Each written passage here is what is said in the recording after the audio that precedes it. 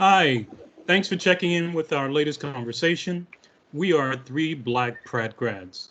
We're talking photography. My name is Kenneth Nelson. I'm here with my good friends Mark Skinner and Greg Cleghorn. We're all graduates of the Fine Art Photography program at Pratt Institute in Brooklyn, New York, and we have decades of work in various categories of commercial photography behind us. Getting straight to the point of this episode, I'd like to offer questions for you to ponder during this conversation. Question one, can the photographic image show us lies? Question number two, does the photographic image always tell the truth? I'm of the notion that a very skeptical person is the best type of person to view photographs. Many an artist can subjectively show viewers their truths, which may not coincide with the viewer's truth. So, with that, tonight's subject of conversation is convince us of your lies. And with that, Greg is first up to speak to that. And so we'll hand it over to Greg.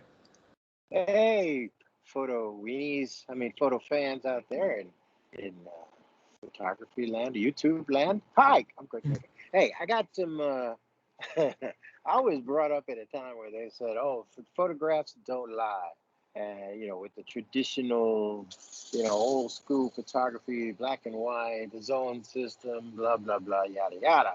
But the more, not that I'm a rebel or anything, just a little bit. But the more I looked at photographs and even the pictures that they showed us, I was like, pictures lie all the time. So I wasn't kind of buying into that. So my thing, and I think, Ken, this is another bizarre but cool topic. Convince us of your lie is like support or deny or let you know. Oh gosh, what the truthfulness in photography, which is in itself a lie because it's a two-dimensional abstraction of a three-dimensional world. Actually, four-dimension if you add time. You have the space-time continuum. Thank you, Captain Picard. So anyway, here we are. Photography. Greg, yes, sir. Keep going. All right. Yeah, so please. Let's get to it. My first image. My first image is this lovely image of a pastoral, beautiful, perfect summer day, cha-la-la, blue sky, puffy white clouds, and some earth plants. It could be, guess what it is. Go to the next one. We've got, no, I thought we canceled that one. Go to the next one, sorry. You said the blue boy. Oh, he's not blue, he's black. The blue boy's the other kid. I should have said the close-up. We can go with this. Or you want to... No. Give me a second. Let's correct this because you wanted to speak to that, so I apologize for that. No worries. That was my bad. I should have been more specific. Let's bring in your blue boy for a sec. Open. Convince us of your lies. Yeah. 3-card money. I haven't seen that in New York in decades because I think the police kind of caught all those guys.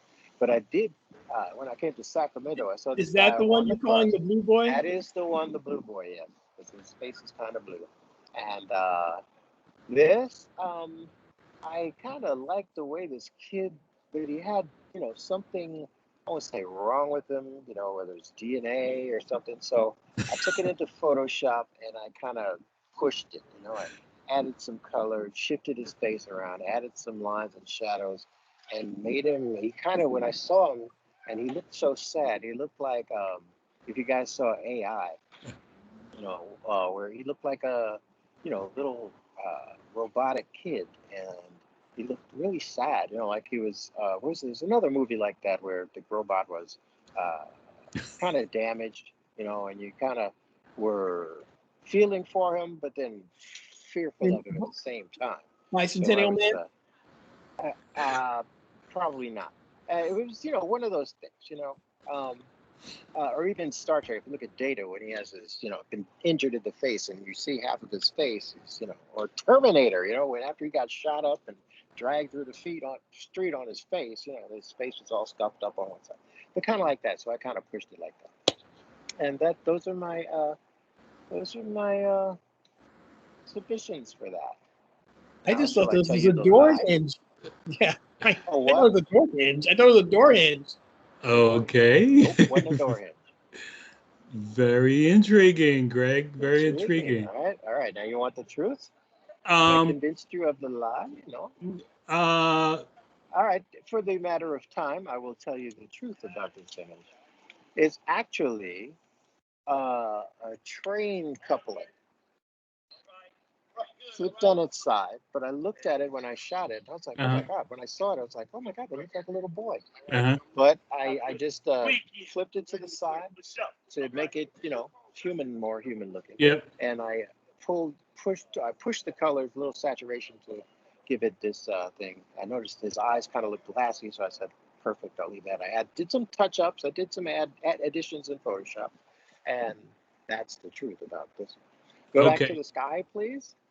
Uh, Sky. back And to the truth about the sky. It looks like a pretty ordinary picture through a bay window, yeah? yeah. Okay. It looks like a point of sale display. Point of sale display. Nope, not a point of sale display. Nope. Why? It's a perfectly perfect sky and through a window. It's overtly perfect. It's too perfect, right? Yes. I was a little worried about that. Yeah. Well, people would say, yeah, your pictures are too perfect. They're too stylized. They're too postcard. I'm like, yeah, okay, is that a compliment or, postcards sell? That's what they're supposed to do. Anyway, it is actually, the truth of this is, that is a panel light on my dentist's ceiling. Okay. And that's the facts, Jack. Wow. I'm done. Wow. Pictures Very lie cool. all the time. Very cool. Very cool. Mark, you're next, right? No, I believe so. Okay, let's go up with you. Where's my pick? Okay, I don't have as imaginative a story as Greg does, but I will say this. I titled this photo, I'm all right. But the real lie in this photo is the photo itself. I mean, I've never, I showed this photo in I think it was 1984 or 85 in photo 3 or 4. I forgot which one. And back then, people weren't all that sensitive, right? So what happened was some people said, hey, Mark, you all right? And then one person said, looks like you need a manicure. Another person said, you look like you're having a rough day. But I kind of wanted to do this photo because I was kind of a big fan of Cindy Sherman at the time. So for me, it was kind of like this idea of kind of make a movie still, but I didn't want to include my face. I just kind of wanted to create little snippets or things that kind of, showed emotion. And at the time, I was thinking more like a guy in a police station giving testimony or something. Not in the interrogation room, even though he's kind of battered and beat up. The thing that I thought was really interesting though was, I got to hand to Anna because it was Ann Mandelbaum's class. She did say, are you okay? That's not like real, right? And I said, yeah, that's true. But Greg, you always talk about creative photography and Pratt. And I thought it was really interesting because this type of illustration, I didn't really get like much other than, yeah, it's really nice, in terms of, you kind of convinced me of this thing. And I was really kind of shocked because I really thought that, when I presented, people would be like, wow, this is amazing. Or, wow, we should be doing illustrations, because I had kind of gotten to the point where I was wondering, how many manhole covers and people crossing streets we were going to photograph. But that was kind of like what we wound up doing a lot. So what I asked people with this question, this photo, or what I should have asked you originally was, do you believe me or your lying eyes when I tell you I'm all right? And the actuality is that what your eyes were telling you, if you look at this photograph and you hear someone say I'm all right, your eyes are telling you the lie in this photo. And me being all right is actually the truth. So this was a slide, obviously from that time, and I copied it. And it's really funny because I started writing. Greg, you had asked about creative writing a couple episodes back. I started writing in the early 2000s. And if you read some of the writing that I did, some of the themes that are in this photo that I did in like 83, 84 are really evident in one of the pieces I wrote, like, it's a crime noir and, cigarette smoking and blood all over a dashboard. So, these kinds of ideas have been churning around and were churning around in my head for about 15 years before, almost 20 years before I even wrote this little thing. So that's really it. This is my one photo for Convince Us of Your Lies. And I think if you show a photograph like this without any words, I think it's kind of convincing, although I didn't really have a command of studio lighting then, because that was back then. That's really it. Okay. All right. I don't think you should make excuse for not having control of the light. The light seems appropriate for the image. It does. Yeah. I don't understand what your critique of it is. It fits. Well, I think I would have gotten a little bit more depth of field, and I would have made sure I had an increased amount of light, and all those stuff. Yeah, Mark, I think, the my perspective is out of focus in good proportion. Go ahead, Ken. I'm sorry. Yeah, I think you have to approach it, and what I wanted to do was approach this as someone who doesn't know any of the three of us. So if no one knows you from squat and they just saw this, how do you convince them of the reality of the image? Well, I think, this, by the way, that's not real blood. That's what do you call it? Glycerin and food color. Well, just okay. for everybody knows that out. in the bandit. Well, yeah, but you know what? But back then, this was really shocking. And it's funny because those cigarettes I bought as prop cigarettes. I've never smoked a cigarette in my life, but I lit that to the photograph. And it's really, those are Nat Sherman cigarettes. I bought different ones, like different color ones for photographs. They have other photographs that I had models use. They didn't light them, but they had them, like this and like that in the 80s. But I think anyone who doesn't know me would see this photograph without me saying anything. And I think they would feel that it's like some sort of psychological crisis, some sort of, it's certainly a good photograph for crisis. And I think it's convincing in that regard. So I think it's a very convincing lie, but I wanted to say that it is a lie. Yes. And it's not just me, like I said, this is years and years ago, and I think it's effective, but I really wished at the time I had a little bit more command of the tools. Yes. But, now I wouldn't redo it because that's just not where my head is right now. But I would, if I were to do something like that. No, if I were to do something like this, there were other things I would do. Okay, we're running out of time, guys. That's it. No, go ahead. We're running out of time. So what I want to do is I want to interject and just show you the two that I have and not really speak to them at much, but just show you the image and have you sort of figure out the sleight of hand. So, when I show an image like this, there's a certain intent that I'm obligated to give to the viewer. And neutral intensity filter. And what the intriguing part is that when you add this dynamic to a photograph, it alters the photograph's reality, period. All right. So it becomes something different that it's not, even though you sort of have an idea of the underlying what it's about, but you don't know for sure. Okay, I still see Mark's cigarette thing. Oh, shoot, I'm sorry. Oh, man, you still see Mark's cigarettes. Okay. I do. My bad. All right. Put my smokes away. Give me a bag. Okay, I'm sorry. Okay, let's take my image. I'm sorry. There's my image. Ooh, I like this series, Ken. Go ahead. Okay. Now, basically what I told you before is that, of course, anytime I am altering the reality by doing what I'm doing and doing one of the simplest techniques in photography, right? And so what I'm offering you is something that is not actually happening, but the set of circumstances around this make it so that I can make this happen. So it is not what it proclaims to be, but it is partially what it is. Huh? It's not fully what it claims to be, but it is partially what it is because the underlying architecture. Are you talking about in terms of the fact that there's time lapsing going on, and there's yes. Yeah. Yes. Okay. Yeah. Yes. So it appears to be something that's going. Certain times are happening, but maybe is it double exposure of some sort, or multiple exposures with flash and ambient light and different drag? I'm glad that it confuses you to that extent that you Yeah. can't Because the only understand it. I mean, I know what a subway looks like. So Right. for me, I recognize that you're on a chair in the subway looking out on a platform, but I don't know if it's the same platform or many. That's I don't okay. know. I don't But- know if you're. Go Right. ahead. But here's the emotion. What's the first emotion that you have? Emotion, not technical. What's the first emotion that you have? The first emotional thing that I had was, okay, slow shutter speed, but that's because I'm a photographer, right? That's not an emotion. Without that technical interest. The second one was, it's a crowd. That means that folks have to either have masks or I'm hoping they're all vaccinated.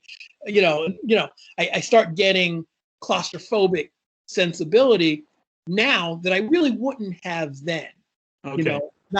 And that's then, but it says danger. It says danger to me. It looks like somebody's about a tragedy. Exactly, Greg. I think Greg is hitting more on what is, because once you start to alter reality to the point where something looks chaotic when it's actually not, this is not as chaotic as it pretends to be. This is a shutter drag. Okay, and when we show shutter drag, in this particular instance, it pretends to be chaos when it's not. Like somebody's trapped or fell between the train and the platform. It's dangerous. It looks like the mind. Yeah, accident. The mind can go anywhere it wants to go, but for me, I think the ultimate thing that it evokes is chaotic, something that is not soothing, something that's a little bit more disturbing. Yeah, for sure. And in fact, the moment was not disturbing at all. Okay. Well, you know what I really like about this, the fact that the guardrails on the seats, they do look like teeth, so it looks like you're in the big maw of a whale. I don't know if you're on the inside of the whale or you're about to go into the whale. I'm presuming you're on the inside of the whale, watching the rest of the baleen slip in and out of the the krill slip through the baleen. I don't know which one it is, but it does feel like it gives me a very claustrophobic Jonah and the Whale feel. That's fine. Then that to me equates to that chaotic feeling. So that's fine. Cool. All right. So here's the second shot, and I think it sort of references. Oh my goodness. There you go. People crossing streets. That's Pratt. Yay. No. Okay. And here's the second one. Now this is related to that, but only in the fact that when this person is standing still, but these other people are moving really fast. Right. They're moving so fast, like Superman speeds, man, and I could barely see them. I was like, and I was like, I couldn't make anybody out. Like, who is this? Who is this walking? And the only person I'm seeing is this person standing still. Everything else is moving too fast. Like is everybody super person? Huh? It's like a Twilight Zone episode. But I have a question for you. I like the composition quite a bit. The only question I have is would you have done one where both sets of leading lines lead to have this blurred figure on the left side? Would you reverse them where you try to get the standing figure in that space and the rest of them blurred? Or are you just like really enjoying the fact that you were able to capture someone who is so locked in a moment that everything else is a whirlwind around them? That's more of it, because I have no control over the situation. So I have no control. So you get out and shoot more. You situate yourself there, and you just wait till something approximates what you'd like to be in, and then you take the exposure for that. You can't pick and choose what you want. You got to take what's in front of there and make it work for yourself. I'm sorry, Greg, you were saying I should shoot more street? Yeah, because you're asking hypotheticals that he captured this at the spur of the moment and got a really fantastic image. The leading lines are we make a presumption. They're a secondary concern to what he did capture. I think we make a presumption with all of these photographs that are street photos, whether it's yours, mine, someone else's, that collectively that these are that they are candid and spontaneous. You just said they were spontaneous.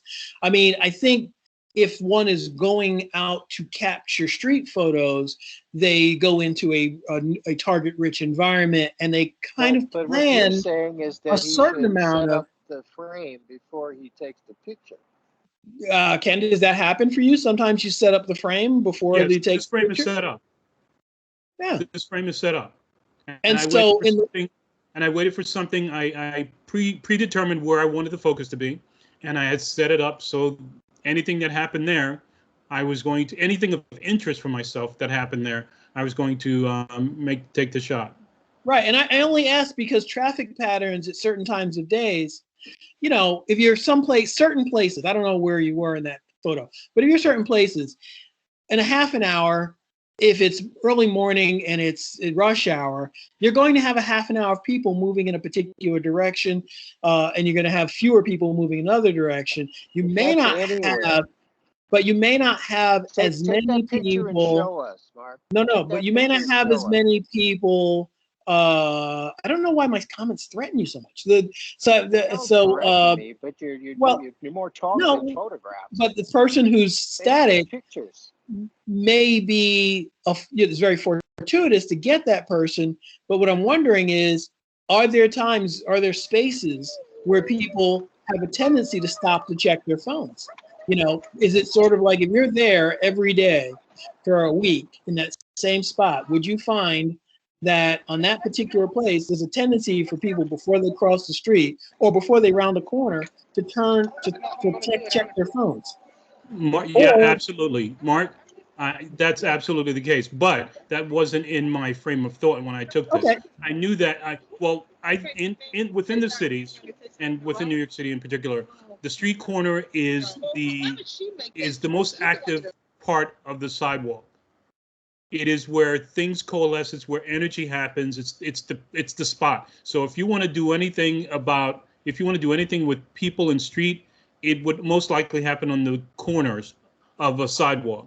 Whether the neighborhood is busy, because the busiest part of the neighborhood is going to be the corner. Hence why most businesses want their businesses on the corner, because that's where you get the most traffic. But we're going into much detail about that. I just wanted to keep this kind of short, but that's the idea that I was going for. Thanks for the clarification, Ken. I mean, I wasn't trying to pick on you. Just kind of getting a sense of like what you were. Yeah, no. This is Soho. Shoot some street stuff, Mark, so you can get an idea. There's some right on my website. I'm very selective. It's right under street. I mean, what Ken if you want to see my street work, it's there. I'd like to see your street work. I'd like to see your street. You see it every day, every week. It's on my website. Yeah. Okay. Okay, with that, guys. Okay, but that's okay. I mean, anyway, I'd like to have any closing comments about convincing us of your lies. What closing comments do you have, Mark, in terms of the episode that we're talking about today? I think that in terms of convincing one of a lie, I think that's a good amount of what illustrative photography is about, whether it's in the art world or it's in the commercial world, is illustrating lies or exposing lies.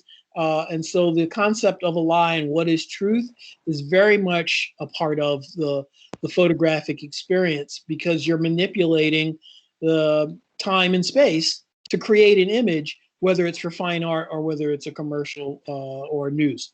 And that's really it. Makes sense. Greg, closing thoughts. Oh, man, another great topic, Ken. I just say keep shooting, try some different. I mean, if you're shooting one thing for 20, 30 years, you should be like really good at it. But keep shooting, man. Learn your camera, do as many types of photography as you can. And, like Maya Angelou said, the worst thing is the story untold. Show your work, show what you do, talk about it. And, photographs lie all the time. So yeah. Tell us your lie, tell us the truth, and, get familiar with your support programs. Like become a semi-expert at Photoshop. Learn how to use the filters, learn how to, alter your colors, and just enjoy it. Photography is just a gift that keeps on giving. Keep shooting, keep shooting. That's all I got. Yeah, and what I'll say is that I think I mentioned it in my opening, which is look at all the photographs, and I know this is very hard to do, but every photograph you see, look at it with 99% skepticism and 1% optimism. And I don't think you'll ever go wrong in your own self understanding the outcome or what is supposed to be, what's the story of the photograph is supposed to be. Be pessimistic. Especially now, because there are some Photoshop artists that can make reality or falsehood look like reality like never before. Yeah, the retouching aspect of what you're talking about is a whole other. That's a completely other world thing. That's another subject which I think we can talk about. But I was actually just concerned with straight photography alone, because the idea of straight photography alone can be quite manipulative to a degree, and don't treat photography like your favorite movie. Okay, you don't want to. You love being immersed in your favorite movie, and you want to go with the story. Think the exact opposite when you're looking at photographs. Okay, that's what I have to say. Thanks for being with us. If you have any questions or thoughts about the conversation we had, leave a message below. We'd love to hear from you. I'm Kenneth Nelson with Greg Cleghorn, Mark Skinner, 3 Black Grads. We'll see you next time when we talk again.